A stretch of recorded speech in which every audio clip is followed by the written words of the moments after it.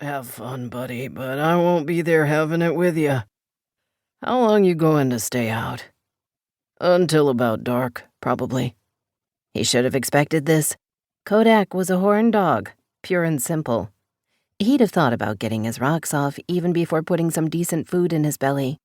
Not that Morgan hadn't thought about getting his own rocks off, but that had come after food, and he hadn't gotten any further than the thought. There was another yawn. I'll give it a pass this time. Catch you later. The air went dead as Kodak disconnected.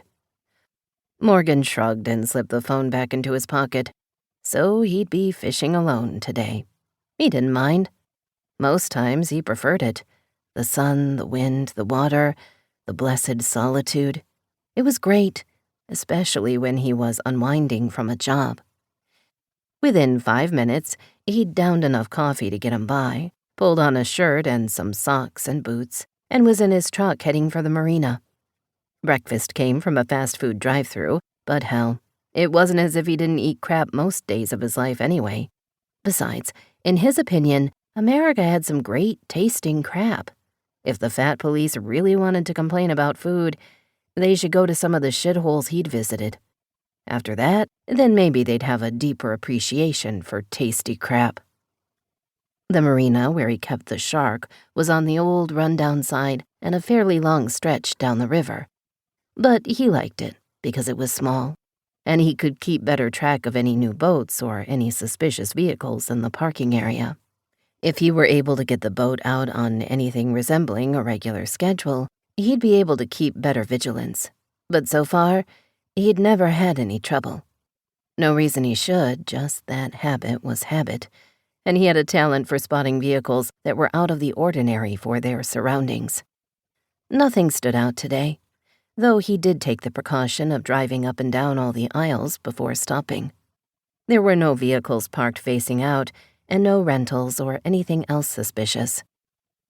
He backed his truck into a parking slot, got out and locked it, then double-checked that it was locked. It was second nature. He double-checked everything when it came to security.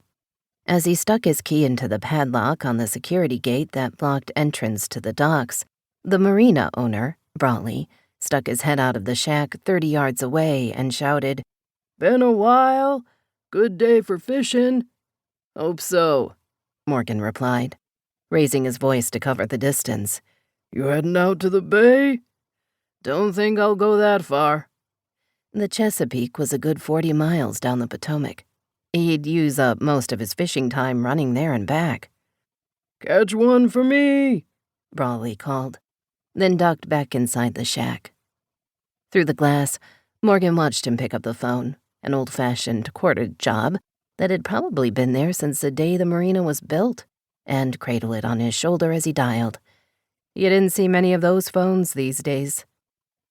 Morgan snapped the padlock closed again, then continued down the dock to the slip he rented under the name of Ivan Smith, which he'd chosen because the name amused him, Ivan being the Russian John. Hell, this was D.C., Probably half the population expected that the other half was using aliases.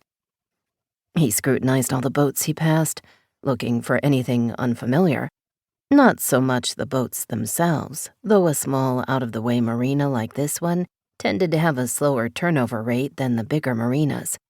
But equipment, such as an expensive radio array on a shit-can boat, or people who didn't quite fit in.